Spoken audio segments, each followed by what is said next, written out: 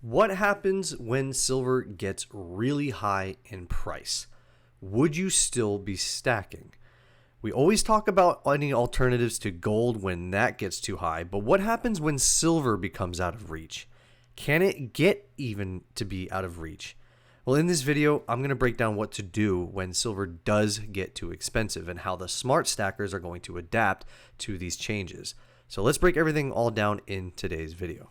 Want to win 100 ounces of American Silver Eagles completely free? Well, in case you missed out on the first opportunity, JM Bullion is now giving you a second chance to win 5 full tubes of 100 coins packed in a custom waterproof Pelican case. There is no purchase necessary, and the newest and latest giveaway is going to end on December 11th of this year.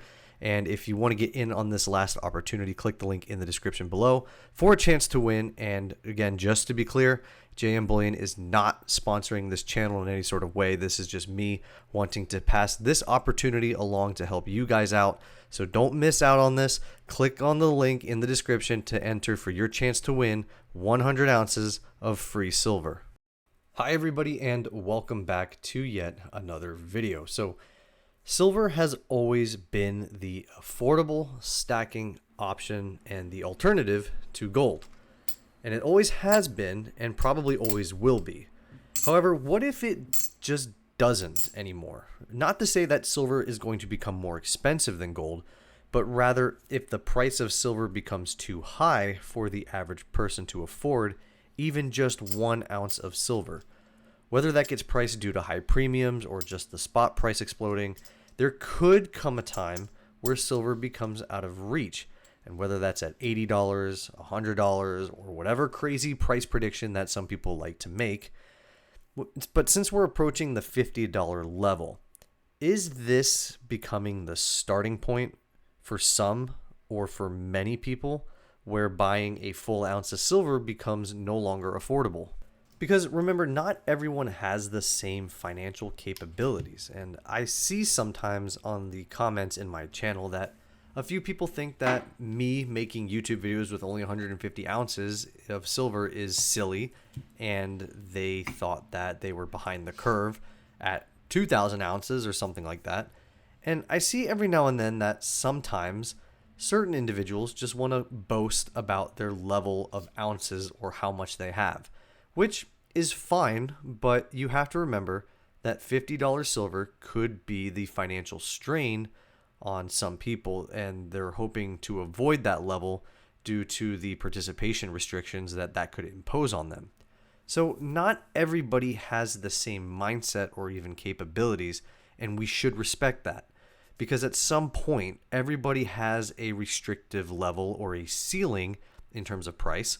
So what do you do, or what options do you have when silver does become too expensive? And well, if you could guess, when gold became out of reach, people started to drop down and buy the fractional pieces like the half ounce, the quarter ounce, or even this gold back, for example. And within the silver realm, people perhaps stopped buying things like kilos or 10-ounce bars and started to drop into the lower size pieces like the 5 ounce or the 2 ounce or the 1 ounce, for example, the generic rounds, the very low level things. And if that downtrend in size could continue, and essentially fractional silver could be the next market, so things like junk silver, for example, hashtag stop the melt, could offer a good solution for those who may want to still pick up silver for cheap, at least in terms of dollars spent. Because typically the generic rounds and bars were usually the cheaper premium alternatives to things like the American Silver Eagles or the Maple Leafs. And it used to be, but it still is relatively a good way to accumulate ounces for cheap. However, if that becomes too much, junk silver or any other form of fractional silver is going to become the final solution for a lot of people, assuming that the price continues to climb. Or you could hold and wait and trade the gold to silver ratio when an opportunity arises to where you could swap for gold or swap into silver depending on that level.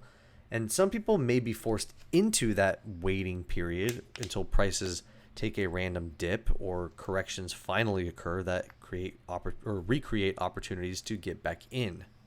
And again, this really comes down to a shift in the mindset.